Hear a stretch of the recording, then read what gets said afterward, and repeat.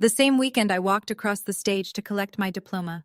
Summa cum laude, 4 years of overnight shifts at a gas station. My parents threw a party for 40 guests. Champagne, fairy lights, a custom cake with gold lettering. None of it was for me. It was my sister's engagement party. My chair in the auditorium stayed empty, and my mother's only text that night was, "Sorry, honey, Kendra needed us more. You understand." 7 years later, my mother saw my penthouse on Instagram, and suddenly, I was darling again. What she didn't know was that I'd been waiting, not for revenge, but for the truth to finally have a room big enough to stand in. When I showed up to that family dinner, I brought a manila envelope. What was inside changed everything, but not the way my mother planned. Before I go on, if this story resonates with you, hit like and subscribe, but only if you genuinely connect with it. Drop your city and local time in the comments. I'm Bryn, I'm 29, and I live in Raleigh, North Carolina. Now let me take you back 7 years, to the day an empty chair in the front row told me everything I needed to know. I grew up in Cooperton, Georgia, the kind of town where everyone knows your last name before your first. The Myers family lived in a yellow ranch house on Pecan Lane. 4 bedrooms, 1 bathroom, and a refrigerator covered in Kendra's face. Kendra is 3 years older than me. Prom queen, homecoming court, captain of the dance team. Every Friday, our mother, Donna, would post a new photo album on Facebook. My beautiful girl at the fall formal. My star shining bright. You'd think she only had one daughter. I wasn't invisible. I was just convenient. I worked the 11 to 7 shift at the Shell station on Route 9, so I wouldn't need to ask for textbook money. I carried a 4.0 through all 4 years of high school.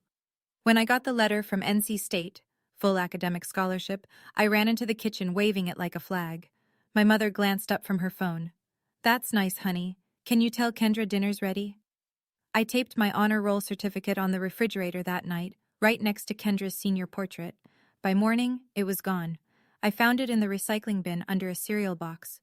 When I asked my mother about it, she didn't even look up. It cluttered the fridge, Bryn. There wasn't room. There were 11 photos of Kendra on that refrigerator. 11. I counted.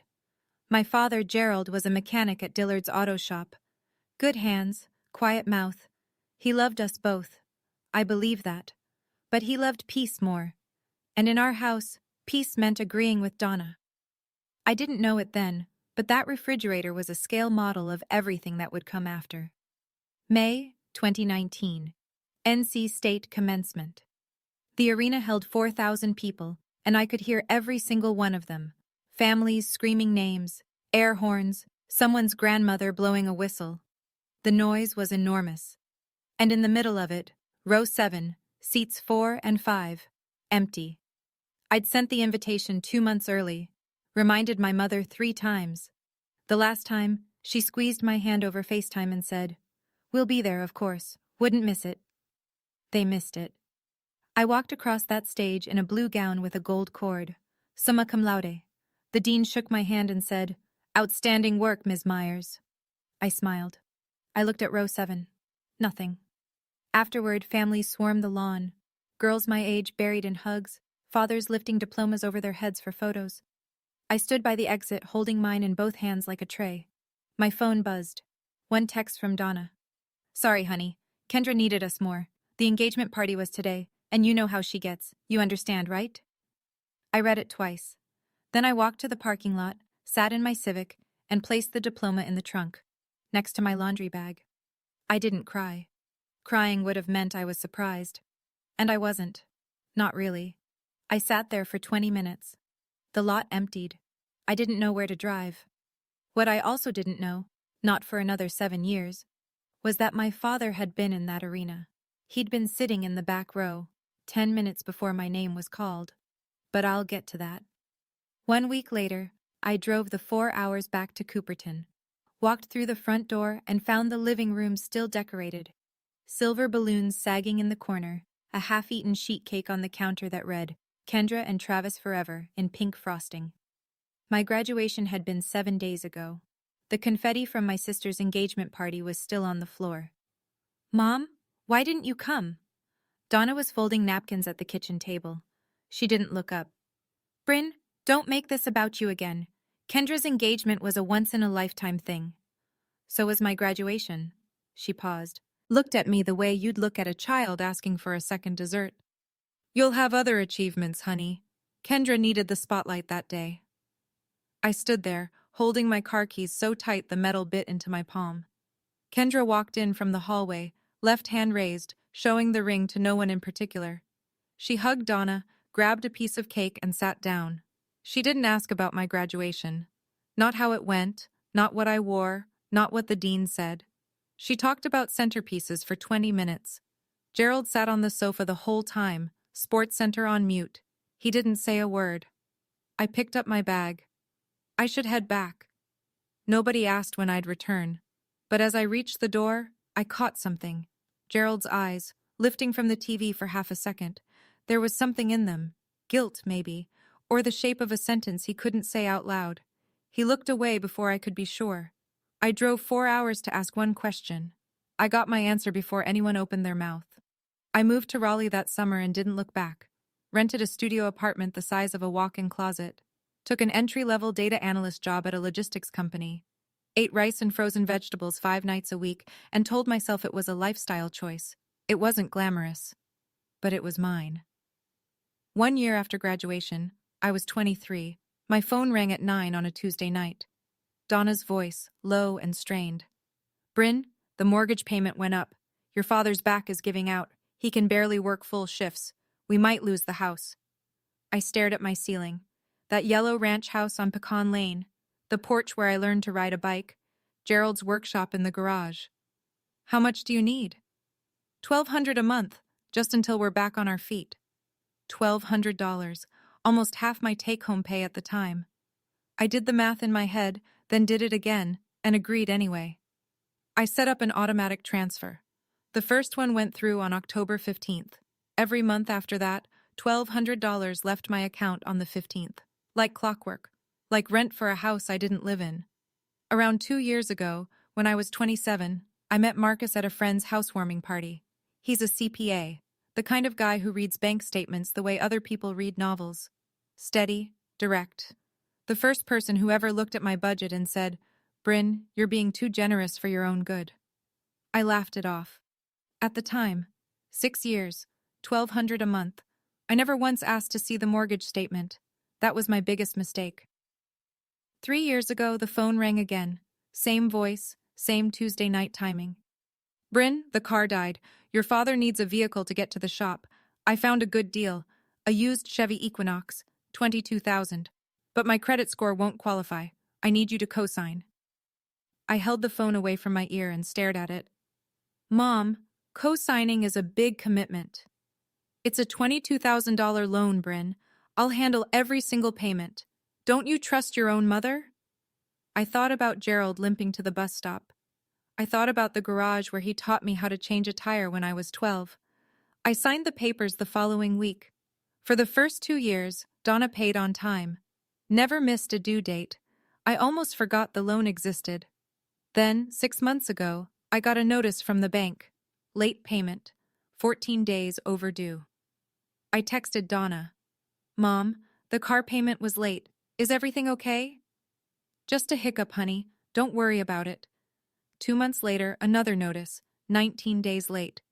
Mom, this is affecting my credit. Bryn, I said I'll handle it. You're making a big deal out of nothing. But it wasn't nothing. Marcus explained it to me one night over takeout. Every late payment hits your credit report. If your score drops below the threshold, it could trigger a review on your mortgage. My mortgage. The one on the penthouse I'd just closed on 6 months earlier. The biggest purchase of my life. Donna had my signature on a loan, and she was starting to use it like a leash. I sat at my kitchen counter one night and did what I do best. I ran the numbers. 72 monthly transfers at $1,200. That's $86,400. Sent to my parents over 6 years, for a mortgage. Then there was the cosign. $22,000 with my name on it, and a payment schedule that was starting to slip. My credit score had already dropped 11 points in 3 months. Marcus pulled up my mortgage agreement and pointed to a clause. If my credit fell below a certain threshold within the first 2 years of the loan, the lender could initiate a review. Not automatic foreclosure, but enough to trigger questions I didn't want to answer. I loved that penthouse, not because it cost $990,000, not because of the view from the 14th floor. I loved it because it was the first place I'd ever walked into and thought, I built this. No one gave it to me. No one co-signed for me. No one's name is on the deed but mine. And now it was at risk because my mother couldn't, or wouldn't, make a car payment on time. I noticed something else that week. Donna had unfollowed me on Facebook months ago, but she still followed my Instagram, the account I barely used. Until the penthouse photo. I leaned back in my chair and said it out loud, just to hear how it sounded. I've been their ATM for 6 years. Marcus didn't respond. He didn't have to. If I kept going, I'd lose the penthouse. I'd lose my credit. I'd lose everything I'd built with my own hands. But losing money wasn't what finally made me act. What happened next was 4 months before the dinner. The calls started coming twice a week. Kendra's going through a rough patch. Travis lost his job. Did I tell you that? Everything's so expensive now, Bryn. Each call followed the same rhythm. Donna would start soft, build to a request, and finish with a guilt trip wrapped in silk. Mom, I'm already sending $1,200 a month. I know, baby, but family helps family. What about Kendra helping herself? The line went quiet. When Donna spoke again, her voice had dropped 2 degrees. Don't be cruel. She's your sister. I'm not being cruel. I'm asking a question. You know, Bryn, your father could barely walk last winter, and here you are counting pennies from your fancy apartment. It's not a fancy, after everything we've done for you. I closed my eyes. There it was, the script. Every time I pushed back, Donna either cried or invoked Gerald's pain. If I asked why, she cried. If I asked how much, she gave a number. I started noticing the pattern. Gerald was never on these calls, not once. When I asked to speak to him, Donna would say, he's resting, or he's in the garage, always a reason. One Tuesday, I tried calling Gerald's cell directly. It went to voicemail. I left a message. He never called back. That was when I started to wonder, was Gerald choosing silence, or was the silence chosen for him? My mother had a rule I'd never put into words before. She controlled who talked to whom, when, and about what. Every conversation in the Myers family went through Donna first. I was starting to see the pattern, but I didn't see the full picture yet. Tax season. Marcus and I sat on the living room floor surrounded by W-2s, receipts, and a laptop showing my bank account. He scrolled through the transfers and frowned. Why are you still sending $1,200 a month to your parents? Mortgage help, you know that. Right, for a house in rural Georgia. He pulled up Zillow on his phone. What's their address? I told him. He typed it in, turned the screen toward me. The house on Pecan Lane. Estimated value, $185,000. Built 1996. Last sold, 1998. Marcus leaned forward. A house like that, bought in the late 90s in Cooperton, Georgia. What do you think the original mortgage was? I don't know. Maybe $120,000? On a 30-year fixed, the payment would have been under $800 a month, and that's before they've paid it down for 20-plus years. He set the phone on the coffee table. Bryn, you're sending more than their likely payment. I stared at the screen. The little yellow house, the porch, the mailbox Gerald repainted every spring. There's a chance, Marcus said carefully, that the house is already paid off. I didn't answer. Something was shifting inside my chest. Not anger yet, but the shape of it, like seeing a crack in a wall you'd always assumed was solid. I'm not telling you what to think, Marcus said. I'm telling you what the numbers say. That night, I couldn't sleep. I lay in bed doing arithmetic. 25 years of payments on a $120,000 mortgage. Even without extra payments, the math was tight. Where was my money going? I called Donna on a Wednesday. Midday. I wanted her alert, not tired. Mom, I have a quick question. Sure, honey. What's the exact mortgage balance on the house? Silence. 3 full seconds. Why are you asking? I just want to know where my money's going. Her voice changed. Not loud. Donna never yelled. She cooled, like someone opening a window in January. Are you accusing me of something, after everything I've done for this family? I'm asking a question, Mom. I don't appreciate the tone, Bryn. I really don't. You sound like you've been talking to someone. A pause. Is this Marcus? Is he putting ideas in your head? This is me asking a simple question. You know what, Bryn? I've got a lot on my plate right now. Your sister's barely keeping it together, your father's health is a mess, and I might not even be able to make the car payment this month. My hands are full. I gripped the phone so hard my knuckles whitened. She didn't answer my question. She answered a different one I hadn't asked. The car payment. My cosign. She dangled it like a warning flare. Mom? I have to go. Kendra's calling on the other line. Click. I sat on the edge of my bed, hands flat on my knees, breathing slow. She didn't give me a number. She didn't say the balance was 50,000 or 10,000 or anything at all. She pivoted to tears, then to blame, then to a threat, all in under 2 minutes. My mother had just used a car loan to keep me in line.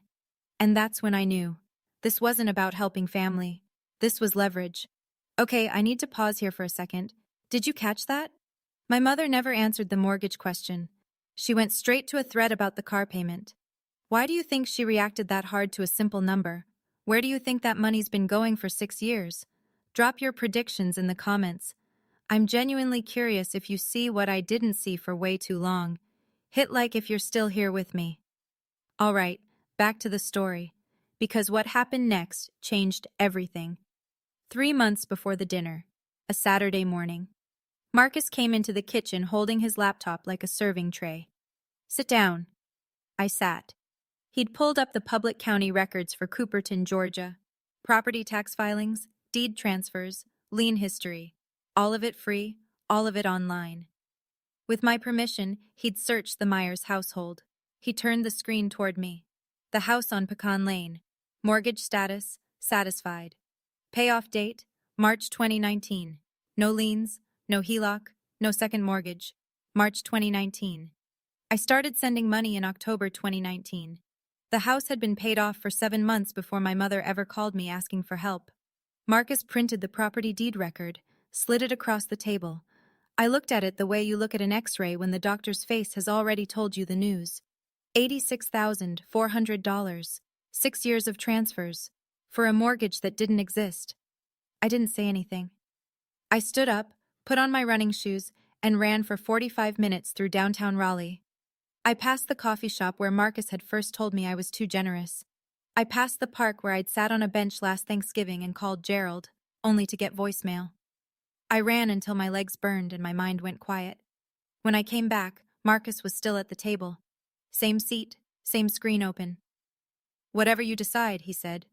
I'm here. I poured a glass of water and drank it standing up. I know the money didn't go to the house, I said, but I don't know where it went. The answer came from someone I didn't expect, and it came with a phone call I almost didn't take. Uncle Frank is my father's older brother, 62, carpenter, hands like leather, voice like gravel. He's the kind of man who says 3 words when most people need 30. He'd stayed in touch with me after graduation, a text on my birthday, a call at Christmas. Never much, but always there. So when his name lit up my phone on a random Thursday afternoon, I picked up fast. Bryn, can we talk? Just you and me? Of course, Uncle Frank. He cleared his throat. Your mother's been telling the family you don't call, that you moved away and cut everyone off. She told your Aunt Ruth you refused to help when your daddy had that kidney stone last year. I blinked. Dad had a kidney stone? Last October. He was in the ER for 2 days. Nobody called me. That's what I figured. A long exhale. There's more. Donna came to me last month asking if I'd lend Kendra $15,000. I said no, asked why. She said Kendra's going through hard times. His voice tightened. I said, Donna, Bryn sends you money every month. She said that was for the mortgage, so I told her, Donna, I helped Gerald paint that house last summer. He told me himself, the mortgage is done. I stopped breathing. What did she say? Nothing. She hung up. The room tilted. My mother hadn't just lied to me. She'd lied to the whole family. About the money, about my absence, about everything. I don't know all the details, Frank said quietly. But something's wrong, sweetheart. Be careful when you go home. He said one more thing before hanging up. But I wasn't ready to share that part yet. I spent the next 6 weeks doing what I do best. Organizing. First, the car loan. I contacted the bank and applied to refinance the Equinox loan into my name alone. My credit score, despite the late payments, was still strong enough to qualify solo. The refinance removed Donna as co-borrower. She'd still have the car, but the loan was mine now. She couldn't use it as a leash anymore. If she stopped paying, I'd handle it directly and repossess the vehicle if needed. Second, the timeline. I printed my bank statements going back 6 years. Every transfer to Donna, date, amount, reference note. Then I placed the property deed record next to them. One column, purpose as stated by Donna Myers, mortgage assistance. Other column, actual mortgage status, paid in full since March 2019. 2 pages, clean, no emotion, just numbers. Marcus looked it over and said, "This reads like an audit summary." Good. I slid the pages into a manila envelope, put it in my bag. Third, and this one I didn't plan. I was cleaning out my closet that weekend when I found a box of college things, notebooks, a parking pass, and at the bottom, the graduation invitation I'd mailed to my parents 7 years ago.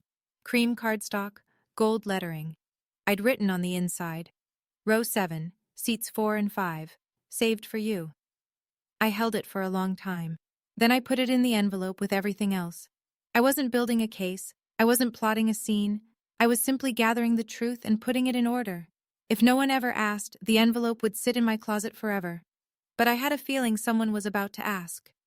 2 weeks before the dinner, a Sunday evening, I was standing on my balcony watching the sun drop behind the Raleigh skyline, pink and gold bleeding into the glass of the buildings downtown. I took a photo on impulse, 14 floors up, the city stretching out below, my coffee mug on the railing. I posted it on Instagram with one word, home. Friends commented. Coworkers sent heart emojis, normal stuff. 3 hours later, my phone wouldn't stop buzzing. Donna, Kendra, Aunt Ruth, Cousin Natalie, 2 aunts I hadn't spoken to in years. Is that your place? How much was that? When did this happen, Bryn? Girl, that view. And then a private message from Donna. I read it twice. Darling, we need to talk. We're waiting for you. Come home this weekend. Darling, my mother hadn't called me darling since I was 12 years old. Since before I became the daughter who could take care of herself.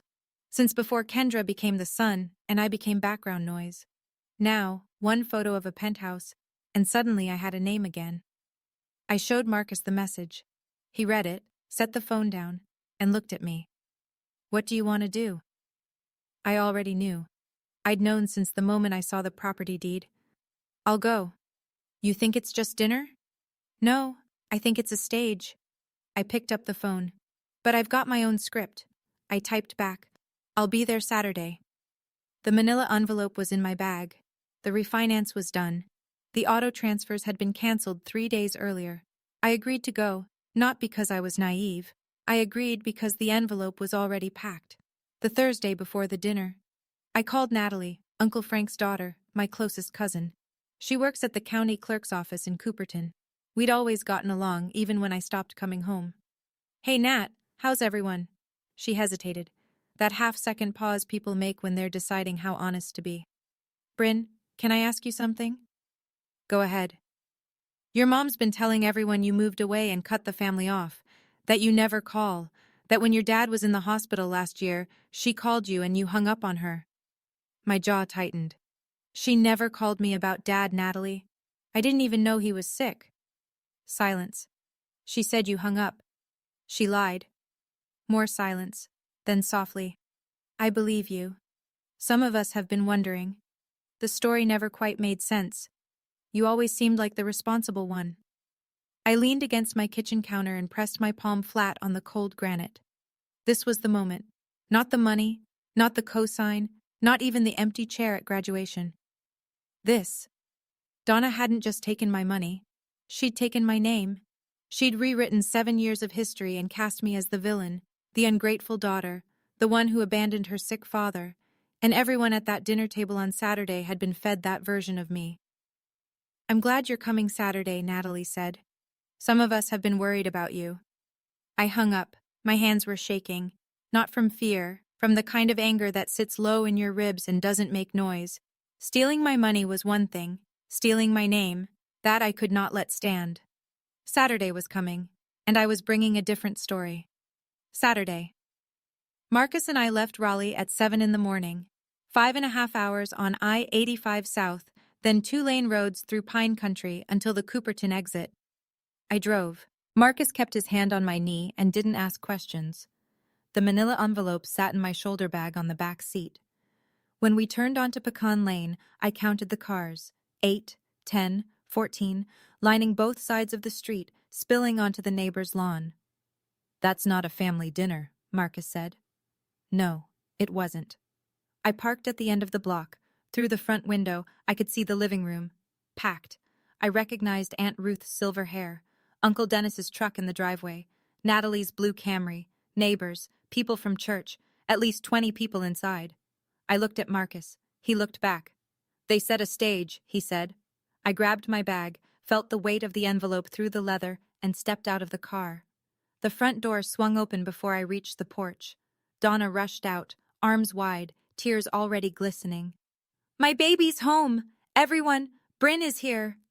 She wrapped me in a hug that smelled like Estee Lauder and butter rolls. Behind her, people clapped. Actually clapped. Like I'd returned from war. Inside, a long dining table pulled from the kitchen into the living room. Casserole dishes, sweet tea in mason jars, and a handmade banner taped above the fireplace in green and gold letters. Family first. Gerald stood in the corner of the kitchen drying a glass. He didn't look at me. Kendra sat at the far end of the table beside Travis. She smiled. It didn't reach her eyes. I sat down, bag on my lap. Dinner was loud and warm and felt almost real. Aunt Ruth passed cornbread. Uncle Dennis told a fishing story. Natalie caught my eye from across the table and gave a small nod. I barely ate. Then, between the cobbler and the coffee, Donna stood up. She tapped her glass with a fork. The room hushed. "I want to say something." She smiled at me the way a host smiles at a guest of honor. "Most of you know my Bryn moved to Raleigh years ago, built a wonderful career. And just recently, did y'all see that Instagram? She bought herself a beautiful penthouse." A few people murmured. Someone whistled. "I always knew she'd make it," Donna said. "She gets her drive from me." Marcus's hand found my knee under the table. He squeezed once, then the pivot. "And because family is everything to the Myers, Bryn has generously offered to help Kendra and Travis get back on their feet. They've had a hard year, Travis between jobs, the house situation, and Bryn has already said she wants to step up." I had not said that. I had never said that. Not in a text, not on a call, not in any universe. But the room didn't know that. They clapped. Kendra dabbed her eyes with a napkin. Travis nodded slowly, like a man receiving communion. Donna turned to me. That smile. That warm, practiced, airtight smile. "Honey, do you want to say a few words?" 23 faces turned toward me. The room was silent except for the tick of the kitchen clock and the hum of the refrigerator. The same refrigerator that once held 11 photos of Kendra and none of me. My mother had written my lines. But I brought my own script. Before I could speak, Kendra stood up. Her chair scraped the floor. Her mascara was already running, either real tears or a very early start. "I just want to say," she began, voice cracking, "this has been the hardest year of my life." She told the room about Travis losing his real estate job, about falling behind on the house payments, about lying awake wondering how she'd keep her 2 girls, Lily, 5, and June, 3, in the same school district. She didn't mention why Travis lost his job. She didn't mention the gambling. She didn't mention what I'd later learn about the DUI. Aunt Ruth reached across the table and squeezed Kendra's hand. "Oh, honey, that's terrible." Uncle Dennis looked at me. "Bryn, you gotta help your sister. That's what family does." Cousin Natalie said nothing. She watched. The room folded around me like a closing fist. Every pair of eyes carried the same expectation. 23 people who'd been told I was the absent daughter, the one who disappeared, and now here was my chance to prove I still had a heart. Donna placed her hand on my shoulder. Gentle, firm, the weight of it was precise. "You'll do the right thing, won't you, baby?" I looked around the table. Aunt Ruth, Uncle Dennis, the neighbors from church, Gerald, standing in the kitchen doorway, staring at the floor. Then I looked at Marcus. He was calm. His eyes said what his mouth didn't. "You've got everything you need." I stood up. Donna beamed. Kendra clutched her napkin. Travis straightened in his chair. They thought I was about to say, "Of course, anything for family." I reached into my bag and pulled out the manila envelope. I opened the envelope slowly. No rush. I pulled out 2 sheets of paper and held them at my side. "Before I say anything, I want everyone in this room to know something." My voice was steady. I'd practiced this in the mirror. Not the words, just the breathing. For 6 years, I have been sending $1,200 every month to Mom and Dad. She told me it was for the mortgage on this house. I looked at Donna. She was still smiling, but it had frozen. According to the public county records for Cooperton, Georgia, this house has been paid in full since March 2019. I handed the first page to Uncle Frank, who sat nearest to me, the property deed record. He put on his reading glasses, scanned it, and nodded once. "That's $86,400 over 6 years, I continued. "I don't know exactly where every dollar went, but I know, and now you know, that it did not go to this house." The room went still. The kind of still where you can hear someone swallow. Aunt Ruth turned to Donna. Uncle Dennis lowered his fork. The neighbor from church looked at her husband. Donna's smile vanished. "Bryn, this isn't the time." "You chose the time, Mom." My voice didn't waver. "You invited everyone here. You told them I offered to bankroll Kendra. That was a lie, so now they can hear the truth." I held up the second page, the timeline, dates, dollar amounts, stated purpose versus actual mortgage status, clean columns, no commentary. I printed this for anyone who wants to see it. I'm not asking anyone to take sides, I'm asking you to look at the numbers. I set both pages on the table and sat down. Uncle Frank stood first, his chair pushed back hard enough to bump the wall. "Donna, is this true?" His voice was flat and heavy. "Gerald told me himself the mortgage was done. I asked you about it last month and you hung up on me." Gerald didn't move. His eyes stayed on the floor, but he didn't deny it. Aunt Ruth picked up the timeline sheet. "Read it slowly. Put it down." Looked at Donna the way you look at someone you just realized you don't know. "Donna, where did that girl's money go?" Donna's hands were trembling. This is a family matter. Bryn is airing dirty laundry in front of—" "You invited us, Aunt Donna." Natalie's voice cut clean across the room. "You invited us here to watch her say yes. You don't get to call it dirty laundry when she says no."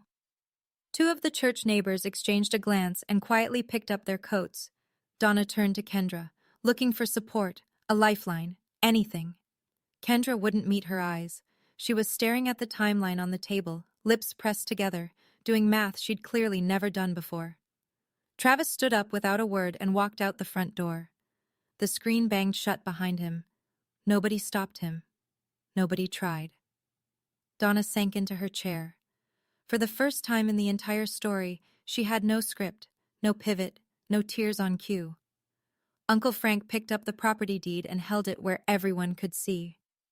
"You told the whole family this girl abandoned you. You told Ruth she hung up when Gerald was in the hospital."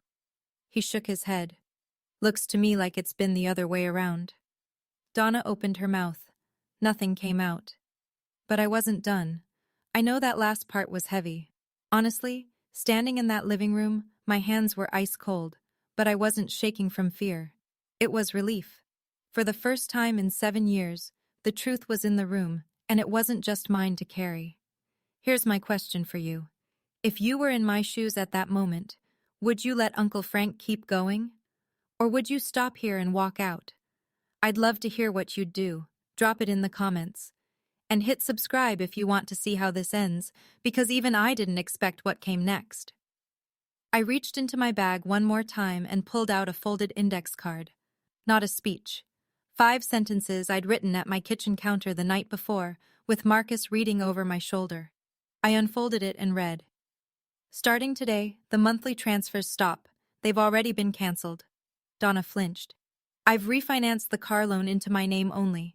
Mom, your name is no longer on the title. The payments are my responsibility now. Donna's mouth opened and closed. The leash she'd been holding, gone. I will not be funding anyone's lifestyle while being called the daughter who abandoned her family. The room was so quiet I could hear the ice settling in someone's sweet tea. If Kendra needs help, I'd suggest she look into the same options I used: scholarships, part-time jobs, and a budget.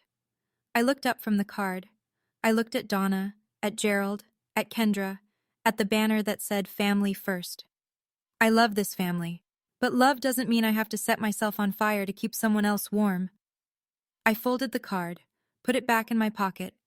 Aunt Ruth nodded. Natalie wiped her eyes. Uncle Dennis, who 20 minutes ago had told me to help my sister, stared at his hands. Nobody argued. Nobody said I was wrong. And for the first time in my life, nobody told me I was making it about myself. Donna looked at Gerald. Gerald looked at the floor. Then he did something he hadn't done all evening. He looked up. Not at Donna. At me. But I wasn't done yet, because Uncle Frank cleared his throat. There's something else, he said, and the room held its breath. Uncle Frank stood in the middle of the room with his hands in his pockets, looking at Gerald the way a brother looks at a brother he's about to stop protecting. 7 years ago, Frank said, your daddy drove to your graduation. I stopped breathing. I know because I lent him my truck. His car wouldn't start that morning, and he came to my house at 6 a.m. asking for the keys. He said, Frank, I'm not missing this. The room turned to Gerald. He was leaning against the kitchen doorframe, eyes closed. He drove 4 hours, Frank continued. Got there early. Sat in the back row. I know because he called me from the parking lot afterward and said he saw you walk across that stage. My chest cracked open. I could feel it. Something between grief and gratitude splitting me right down the center. Then Donna called him. Frank's voice hardened. Told him Kendra had fainted at the engagement party. Told him to come back immediately. He left. Frank looked at Donna. I found out 2 weeks later. Kendra never fainted. It was a lie to get him out of that auditorium. Gerald opened his eyes.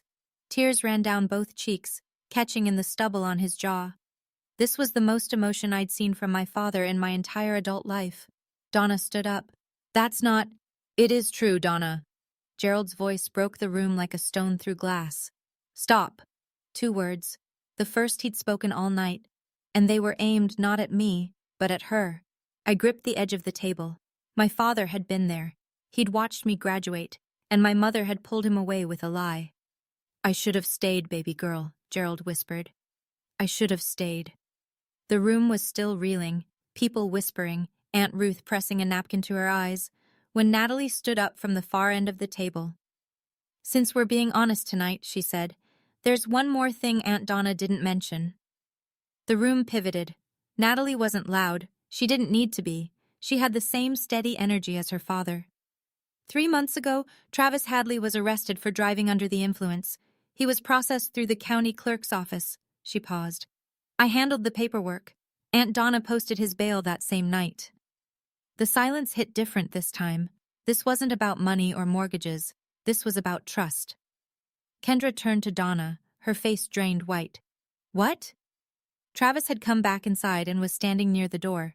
He went red from the collar up. Kendra stood. You were arrested? 3 months ago? Travis said nothing. Kendra spun toward Donna. You knew? You bailed him out and didn't tell me? Donna raised both hands. I was protecting this family. No, Donna. Uncle Frank's voice was granite. You were protecting an image. There's a difference. Donna collapsed back into her chair. The banner above her head, Family First, hung there like a caption no one believed anymore. For the first time in my memory, my mother didn't have a rebuttal. No tears, no deflection, no after everything I've done. Just silence, and a tablecloth she kept smoothing with both hands, over and over, like she could press the wrinkles out of the evening.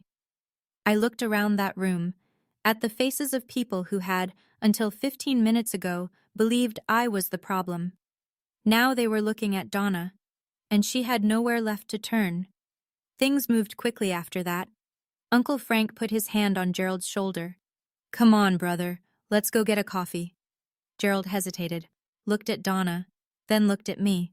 Then he did something I'd never seen him do in 30 years of marriage. He chose someone other than Donna. He picked up his jacket and walked out the front door with Frank. The screen door closed softly behind them. No slam, just a click. But it echoed. Aunt Ruth came over and held both my hands. "We didn't know, sweetheart. I'm so sorry. If I'd had any idea." Uncle Dennis stood behind her, arms crossed, shaking his head. "Donna told us you'd gone cold.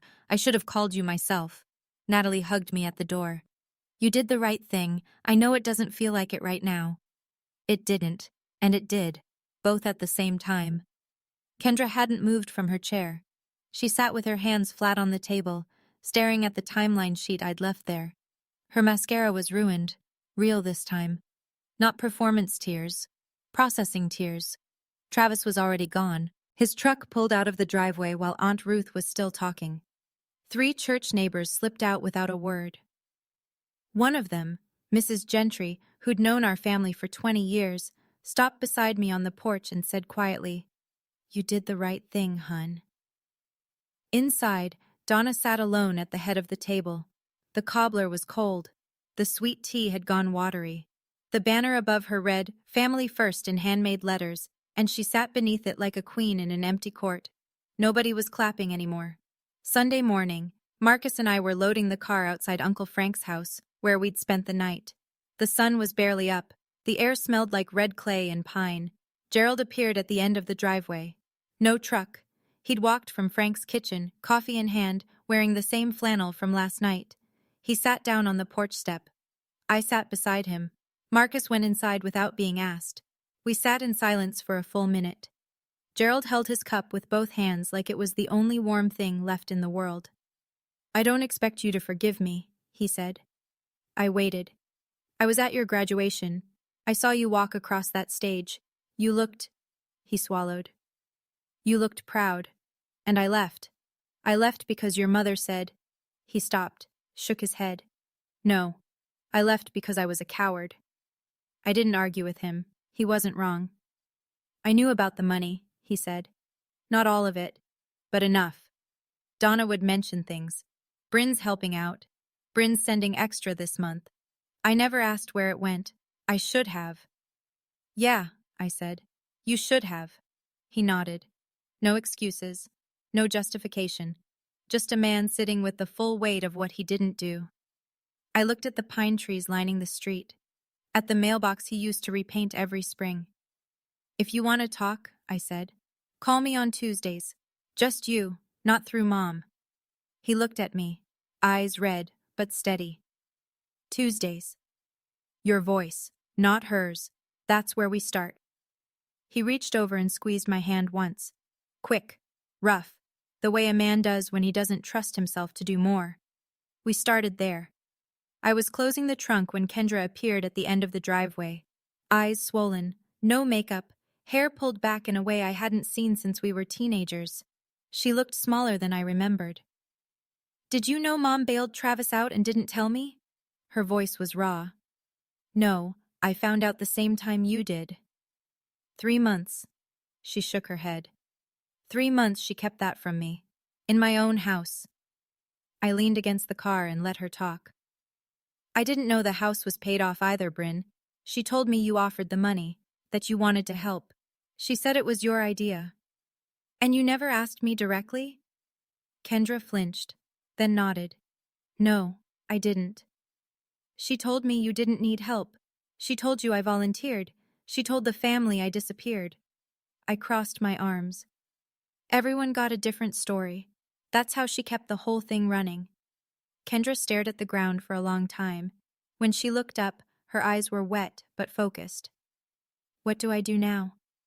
"That's not my question to answer, Kendra. But I'd start by looking at your own bank statements." She pressed her lips together, nodded. I opened the car door, paused. "I don't hate you. I need you to hear that. But I'm done carrying both of us." She didn't respond right away. Then quietly, I wouldn't blame you if you did.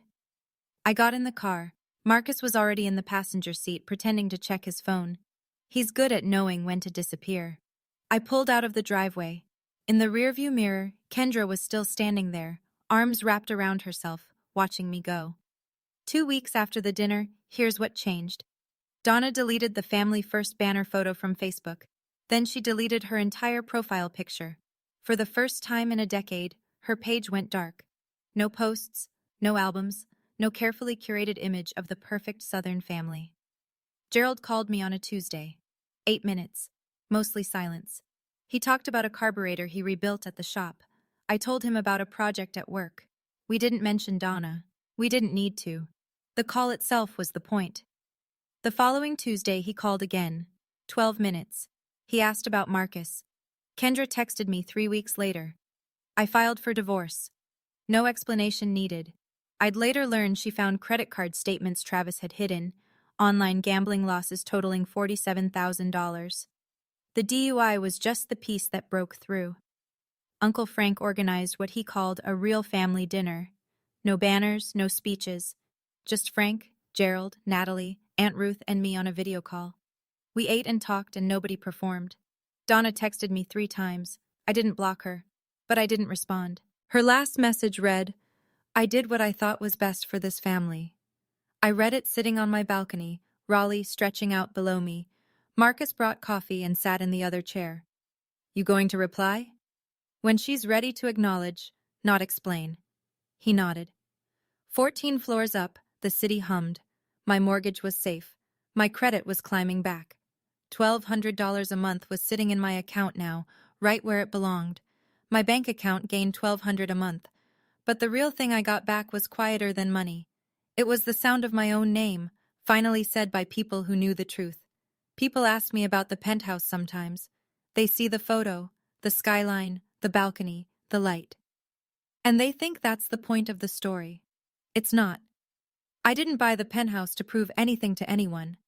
I bought it because after 7 years of overnight shifts, studio apartments, frozen vegetables, and automatic transfers to a house that didn't need my money, I wanted one thing that was entirely mine.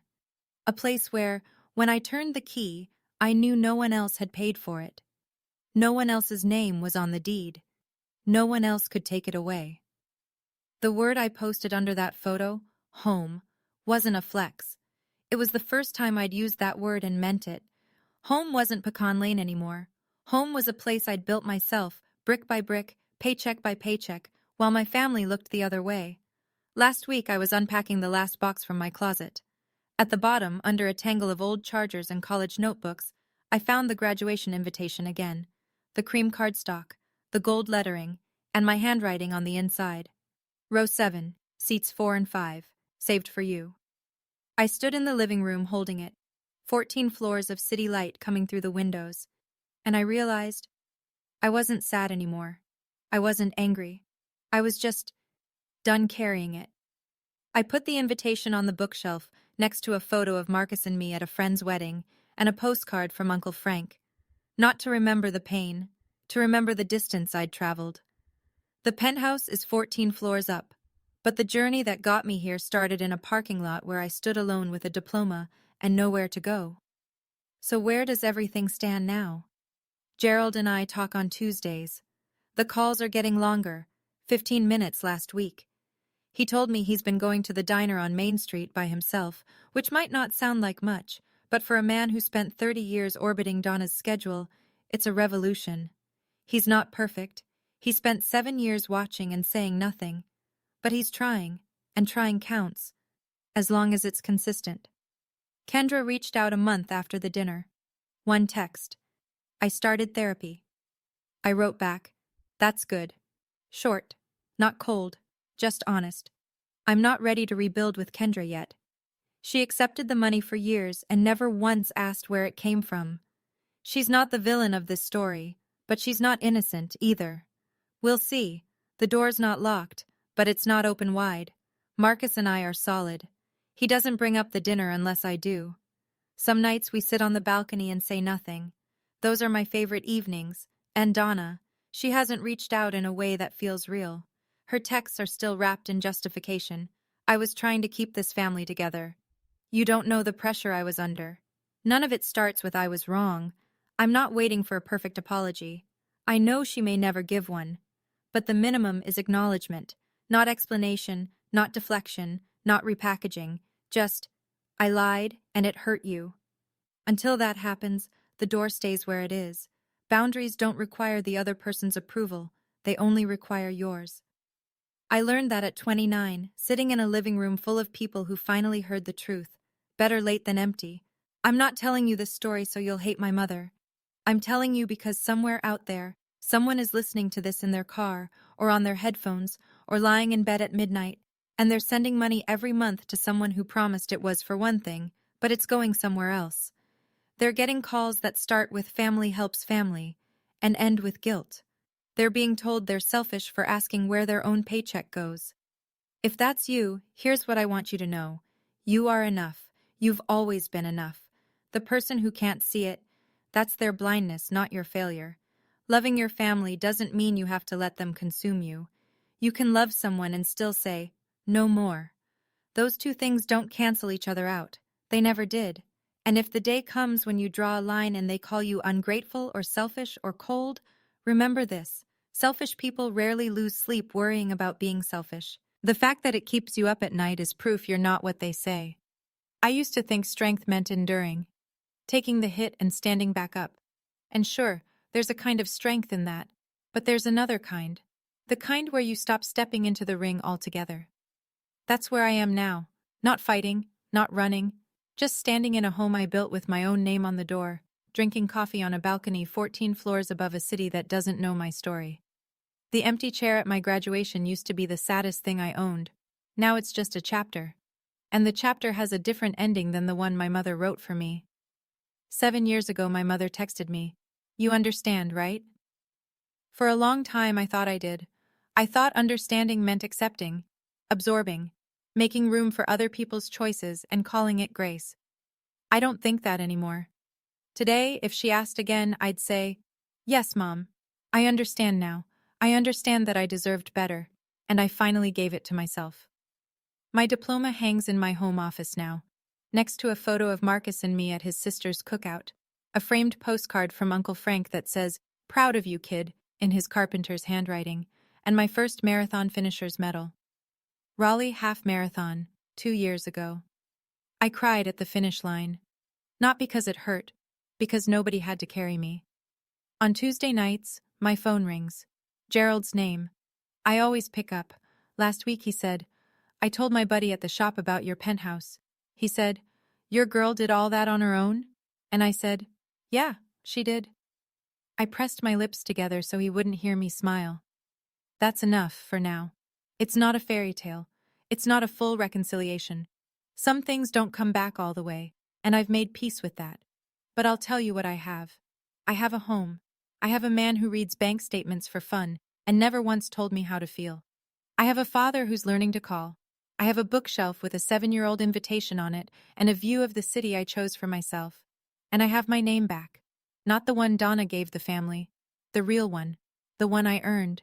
If this story resonated with you, I'm glad. If you just listened for the drama, that's fine too. Either way, thank you for staying. Thank you for staying until the end. That means something to me. If you've ever had to set a boundary with someone you love, even when it cost you, I'd love to hear your story in the comments. I read every single one. Hit like if this one made you think. And if you want more, there's another story waiting for you in the description below. Same kind of family drama, but the twist? You won't see it coming. I didn't either. Take care of yourselves. And remember, your name belongs to you. Nobody else gets to rewrite it. See you in the next one.